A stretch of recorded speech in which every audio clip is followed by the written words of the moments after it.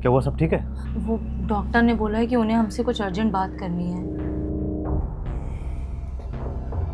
चलो।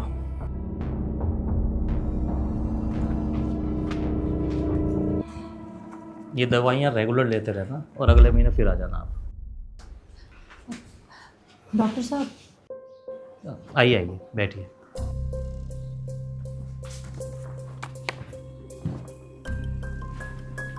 कुछ क्रिटिकल है क्या डॉक्टर? कह सकते हैं। आप अकेले बैठे हैं?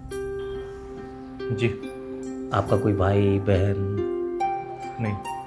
देखिए, आपके फादर अब स्टेज पे हैं जहाँ पे उनके ऑर्गन्स लगभग फेल होने की कंडीशन पे हैं। सर्जरी कर नहीं सकते क्योंकि रिकवरी के चांसेस बहुत कम हैं। तो हम क्या किसी दूसरे हॉस्पिटल में ट्राई करें? हाँ हाँ ज़रूर, और मन की तसल्ली के लिए करना भी चाहिए, लेकिन कोई फ़ायदा नहीं होगा। टाइम और पैसा दोनों वेस्ट होंगे। बाकी आपकी मर्ज़ी है। आप आइए मेरे साथ एक बार। चलिए।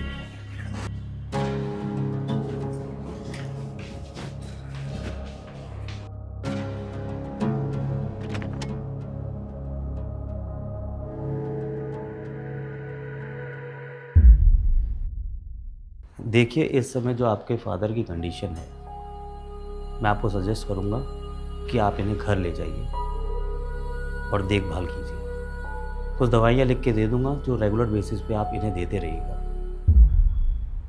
बाकी भगवान पे भरोसा रखिए, सब अच्छा ही होगा।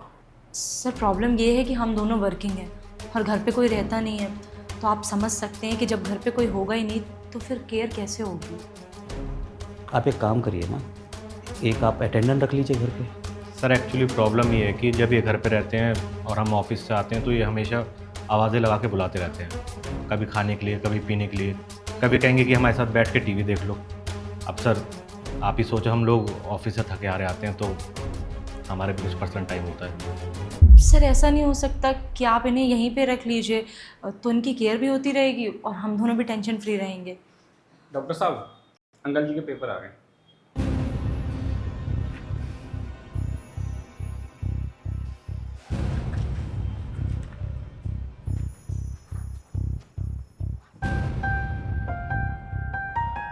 आइए एक मिनट।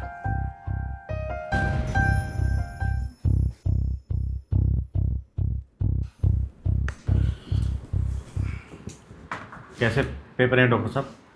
आपके फादर ने अपनी एक ना विल तैयार करवाई है। कल एडवोकेट बंसल आए थे आपके फादर से मिलने के लिए।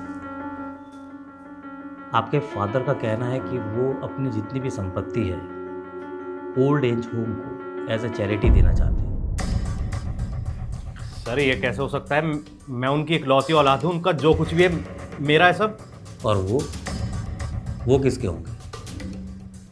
उनकी कमाई हुई चीज़ों को तो आप रखने को तैयार हैं, लेकिन उनकी बीमारी, उनका अकेलापन, उनकी उदासी, वो कौन रखेगा? क्या बचपन से लेके आज तक कभी आप बीमार नहीं हुए? क्या आपके पिता ने आपको किसी हॉस्पिटल के भरोसे छोड़ दिया था?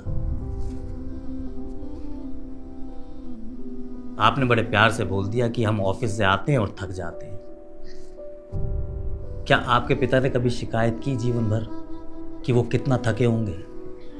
जब आप दो जने ही घर में हो तो क्या वो बात करने के लिए किसी तीसरे के पास जाएंगे?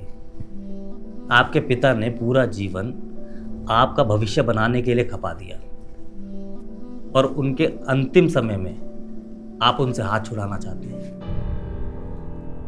किसी ज्योतिष ने आपको गारंटी दी है क्या आप कभी बूढ़े नहीं होंगे, या आपकी औलाद आपके साथ मरते दम तक रहेगी? अरे अंकल जी, आप कैसे आ गए? अंकल जी को जैसे ही पता लगा इनके बेटे और बहू आए हैं तो अंकल जी मिलने के लिए आ गए। पापा आप बैठिए, मैं आपकी छुट्टी के पेपर बनवा के आ रहा हूँ। छुट्टी हो रही है क्या? जी पापा जी, हम आपको घर ले जाने आए हैं, आप बस थोड़ा सा इंतज़ार करिए।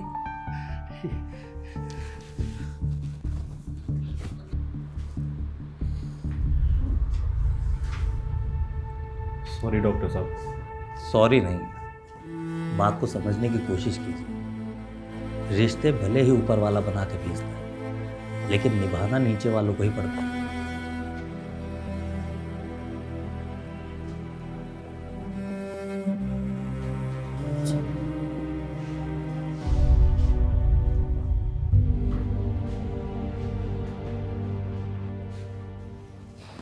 राहुल, जी डॉक्टर साहब।